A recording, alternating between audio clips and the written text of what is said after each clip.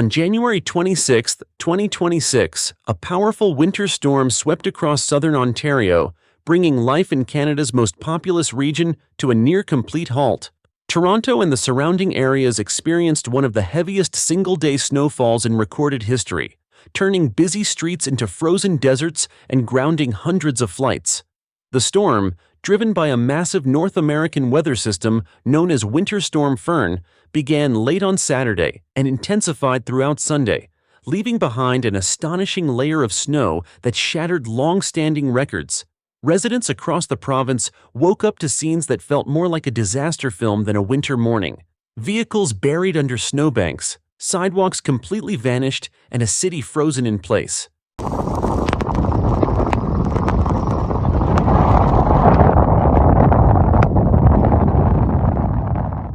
In the heart of downtown Toronto, the storm dropped an unprecedented 56 centimeters, nearly 22 inches of snow in just one day. This marked the highest single-day snowfall ever recorded in the city's history, exceeding even the most severe winter events of decades past. At Toronto Pearson International Airport, 46 centimeters of snow were measured, setting a new all-time record for that location as well. The snowfall wasn't isolated to the Toronto core. Across southern Ontario, similar conditions were reported. 43 centimeters in Trenton, 37 centimeters in Downsview, and 35 centimeters in Belleville. Communities like Uxbridge and London were also blanketed in over 20 centimeters of snow. By the end of the month, Toronto had already accumulated more than 88 centimeters of snow for January alone, making it the snowiest January in the city since 1937.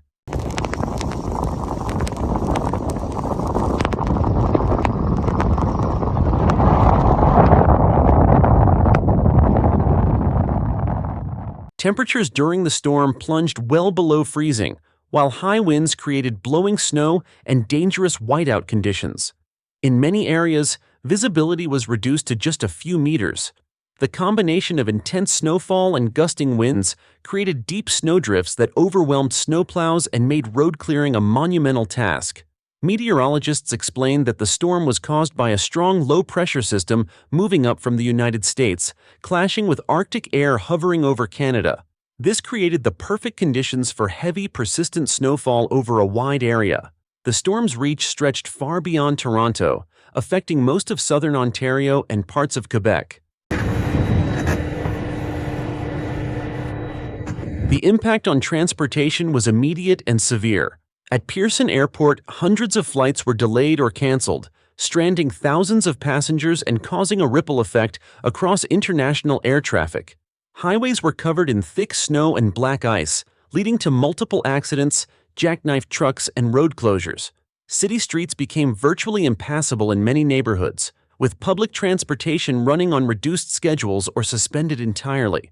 Snow removal crews worked around the clock, but the sheer volume of snowfall meant that side streets remained buried for hours or even days after the initial event. Emergency services were stretched thin, responding to weather-related accidents, stuck vehicles, and stranded individuals.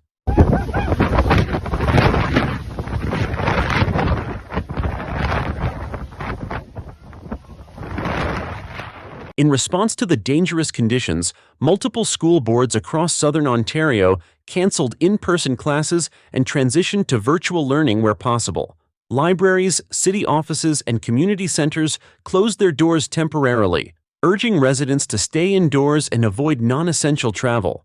Hospitals issued advisories warning the public of potential delays in non-urgent care due to staff and ambulance access issues. In some areas, food delivery services were suspended entirely, and mail delivery was postponed due to blocked roads. The city's snow-clearing budget, already strained by earlier storms, was pushed to its limit, with municipal officials calling the event extraordinary and asking residents for patience as cleanup operations continued.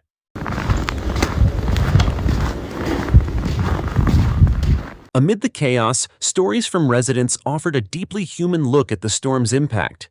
Many people shared their experiences online, describing waking up to walls of snow outside their front doors and helping neighbors dig out buried vehicles. One Toronto resident shared that in their 15 years living in the city, they had never seen anything like it. Others spoke of making the best of a tough situation, children building snow forts, families spending quiet days indoors, and communities coming together to shovel driveways and sidewalks. Despite the disruption, the sense of shared experience brought a moment of unity during an otherwise paralyzing weather event.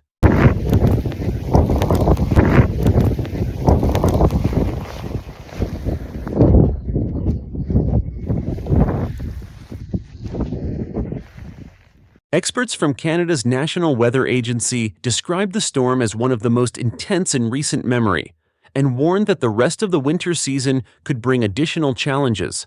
They pointed to the increasing unpredictability of climate patterns and emphasized the need for better preparedness for future extreme weather. Municipal leaders echoed those concerns and urged residents to check emergency kits, follow winter travel advisories, and stay updated with local alerts. While no fatalities were reported, officials emphasized that the situation could have been far worse had the public not heeded warnings and stayed home.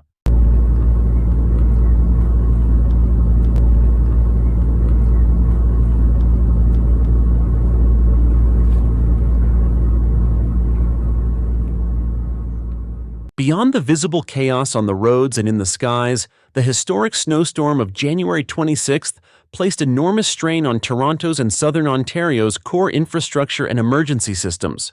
Power outages were reported in several suburban communities as heavy, wet snow accumulated on power lines and tree branches, causing them to snap under the weight. Utility crews worked tirelessly to restore service, but hazardous road conditions delayed access to several impacted areas. In some neighborhoods, outages lasted up to 12 hours, leaving residents without heat in freezing conditions. Water treatment facilities and waste management services also faced operational disruptions due to blocked access roads and overburdened staffing.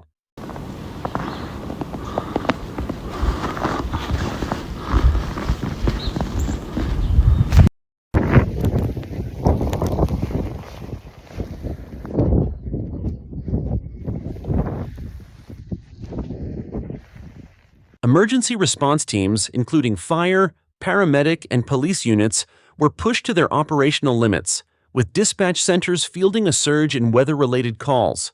First responders often had to abandon traditional routes and resort to snowmobiles or on-foot efforts to reach those in need. Hospitals remained operational, but issued alerts regarding reduced capacity, delayed ambulance arrivals, and staff shortages caused by impassable roadways. The event revealed critical pressure points in the region's winter emergency preparedness and raised new questions about how major urban centers can adapt their infrastructure to meet the demands of increasingly extreme weather events.